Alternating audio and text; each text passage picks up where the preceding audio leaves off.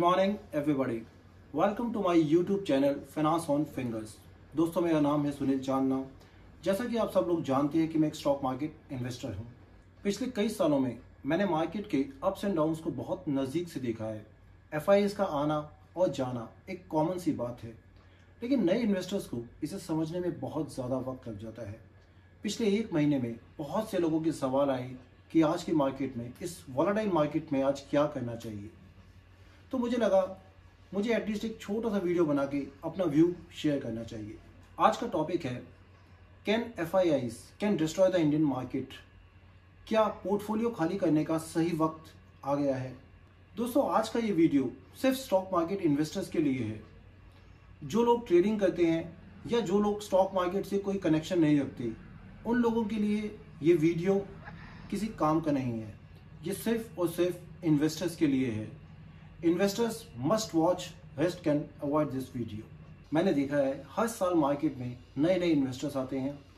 4-5 साल में अपनी कैपिटल को कंप्लीटली वाइप आउट करके अपना पोर्टफोलियो बैंक एफडी, पीपीएफ या ट्रेडिशनल पॉलिसीज की ओर शिफ्ट कर देते हैं।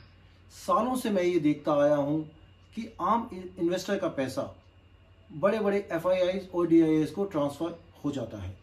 इतने बड़े बड़े लॉस की कोई 10-20 वजह नहीं होती, सिर्फ और सिर्फ एक ही वजह होती है, डर का इमोशन।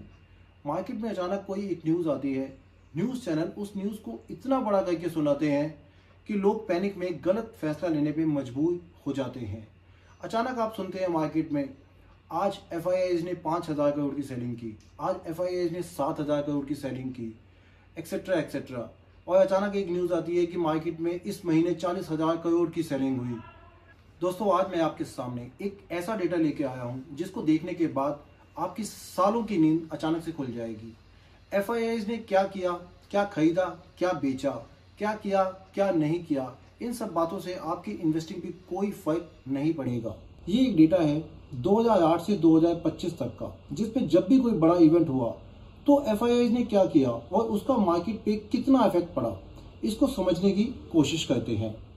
2008 जनवरी से लेके 2025 अप्रैल तक मार्केट में 10 बड़े इवेंट्स हुए हैं जिनमें एफआईआई ने जी भर के अपने स्टॉक्स को बेचा है। इस डेटा को क्लोजली मॉनिटर करते हैं।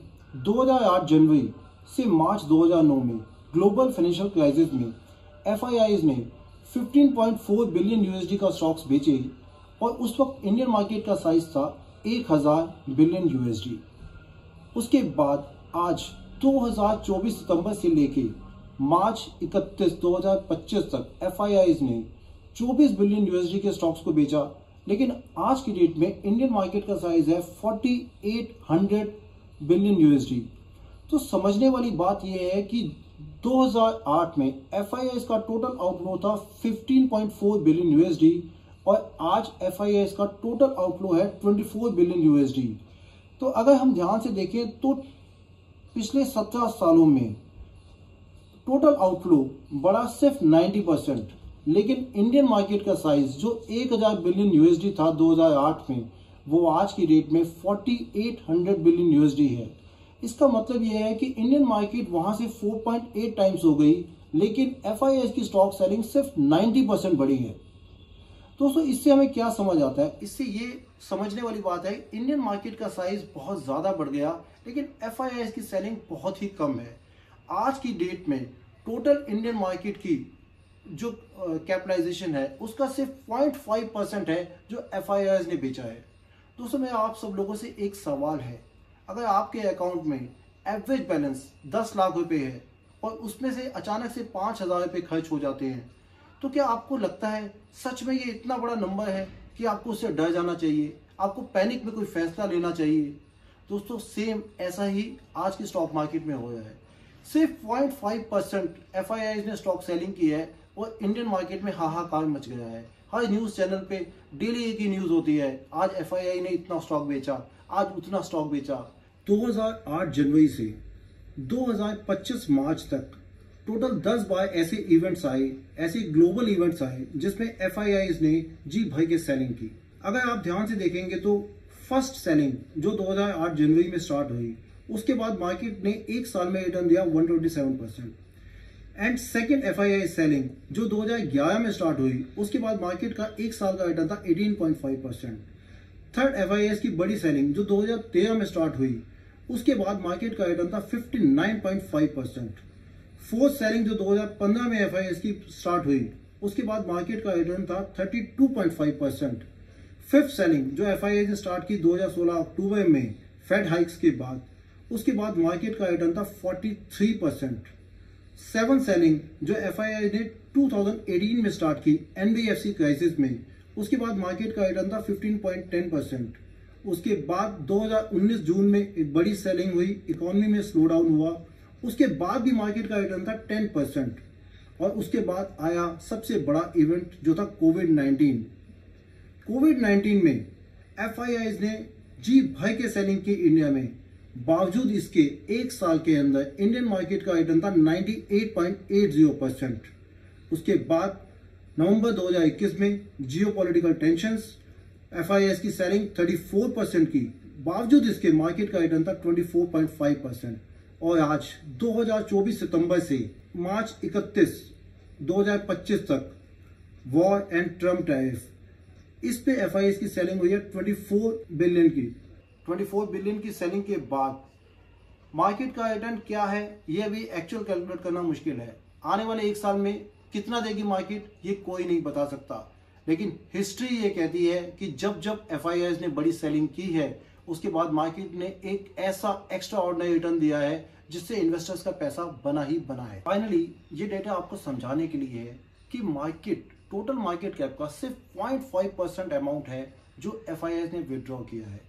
क्या सच में ये इतना बड़ा अमाउंट है कि हमें डरना चाहिए? क्या सच में ये इतना बड़ा अमाउंट है जिसके लिए हमें टेंशन लेनी चाहिए? क्या सच में ये इतना बड़ा अमाउंट है जिसके लिए हमें अपना पोर्टफोलियो खाली कर देना चाहिए? दोस्तों, सच्चाई तो सिर्फ ये है कि ये डरने का नहीं, एक्यूमुलेशन का टाइम है। ये एक्चुअली सेलिब्रेशन का टाइम है जब हमें मार्केट में अच्छी क्वालिटी के स्टॉक्स पे फोकस करना चाहिए। दोस्तों, अगर आप सही में इस मार्केट से पैसा कमाना चाहते हैं, वेल्थ बनाना चाहते हैं, तो आपको हर उस चीज़ को इग्नोर करना होगा जिससे आपको डर लगे।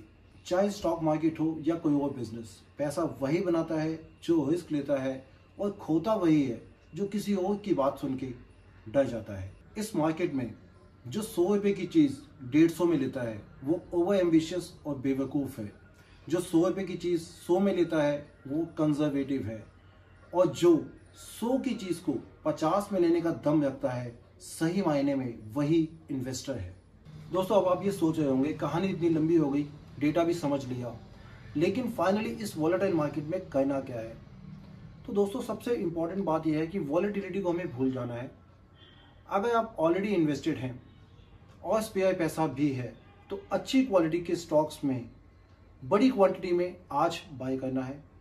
और ऑन द अदर हैंड, अगर आप ऑलरेडी इन्वेस्टेड हैं लेकिन अब और स्पेयर पैसा नहीं है, तो एटलीस्ट पुराने पोर्टफोलियो को होल्ड करना है और उसे नहीं बेचना है। दोस्तों, लास्ट में आपसे एक बात कहूँगा जो शायद आपको मजाक लगे, लेकिन मैं उसे सीरियस मानता हूँ, इसीलिए आपसे कह रहा हूँ। ट्रेडिंग एक गर्लफ्रेंड की तरह है, जब तक सही ट्यूनिंग है तब तक कंटिन्यू रखो, अदरवाइज ब्रेकअप कर लो। On the other hand, investing एक वाइफ के जैसे है, और डोनाल्ड ट्रंप उस सास की तरह है जो आते जाते अपनी बहू को ताना दे देता है। अब यह आपको सोचना है कि उस सास की बात यानी डोनाल्ड ट्रंप की बात को सुन के आपको अपना पोर्टफोलियो खाली करना है, अपनी इन्वेस्टिंग यानी अपनी वाइफ को डिवोर्स देना है या नहीं। दोस्तों, अभी बुल मार्केट इंटैक्ट है, ट्रेंड में कोई चेंजेस नहीं हुए हैं। एक जेन्युइन इन्वेस्टर बनो और न्यूज़ चैनल को अपना फ्री का एडवाइज़र मत बनाओ, क्योंकि ये आपको सिर्फ गलत फैसले ही करवाएंगे। एंड फाइनली इस नोट के साथ ये वीडियो एंड करता हूँ कि ये वीडियो आपको आपके पोर्टफोलियो के लिए सही डिसीजन लेने में हेल्प करेगा। Now it's up to you. अगर ये वीडियो आपको सही लगे, कुछ हेल्पफुल लगे, तो इस वीडियो को लाइक और शेयर कीजिए, चैनल को सब्सक्राइब कीजिए। Otherwise have fun, good bye.